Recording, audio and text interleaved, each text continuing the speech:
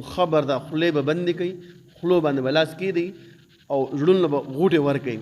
ډاکټر ذاکر نایک زما طرف نه مبارکي بیا هم مبارکي او اهلا وسهلا چې زمونږ په دې ښکلي پاکستان باندې قدم کېښودو. په دې ډېر وخت نه هغه راغلی نه دی او د بلا زامنو به د بس اور ورته کړی دی په خپل منځ کې، حسد هم زیات شو، بغض هم زیات شو، کینه هم زیاته شو. الله بندګانو تاسو د ډاکټر ذاکر نایک په شانتي کارونه نشئ کولی. لنډ به د یو هغه بار ملک کم کردار ادا کوي که نه، هغه د هندوانو د کتابونو نه باقاعده دلایل راوباسي او هغه مجبوره کوي هغه اسلام ته راولي. تاسو نران شئ، دا کوم چې د کمنټونو له زور ورکړی دی او دا پوسټونه ښیي، تاسو نران شئ، تاسو بهر ته لاړ شئ او دغه شله کار وکړئ. یو خبره ستاسو خبره ختمه شوه. دویم اهمه خبر دا واورئ، دا په دې مسایلو کې اختلاف چې دی د هغه صحابه کرام رضی الله تعالی عنهم اجمعین هغه وخت نه روان دی.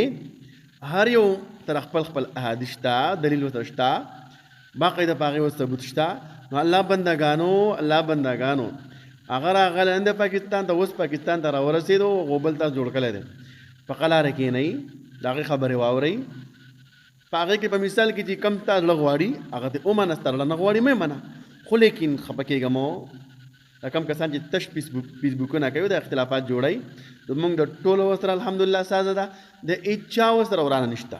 ټیک ده، ها په مسایلو کې فقهي مسایلو کې اختلافات شته، نو زمونږ ورور دی الحمدلله، مونږ ورته بیا هم ویلکم وایو، بیا ورته هم ویلکم وایو، اهلا وسهلا ومرحبا.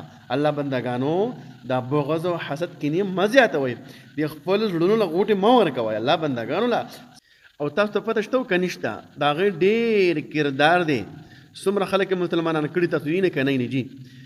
په هندوستان کې چې هغه د هغو دغه هندوانو دغه کتابونو نه په دلایل سره به هغو مضبوطول، په دلایل په طریقې سره دلیل به ورسره هغو ته به خبرې کول چې تاسو د بوتان هېڅ نشي کولی.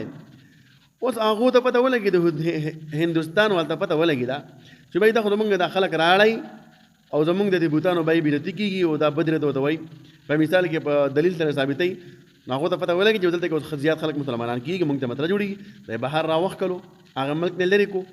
نو اوس دا پاکستان ته راغلی دی او ما ورته پسې خبرې کوو، نو ته په سوچ وکړئ هلکه الله د ذهن در کړی دی. دا نور خبرې تاسو ما وی کړه دا فقهي مسایل دي، احادیثو کې اختلافات شته.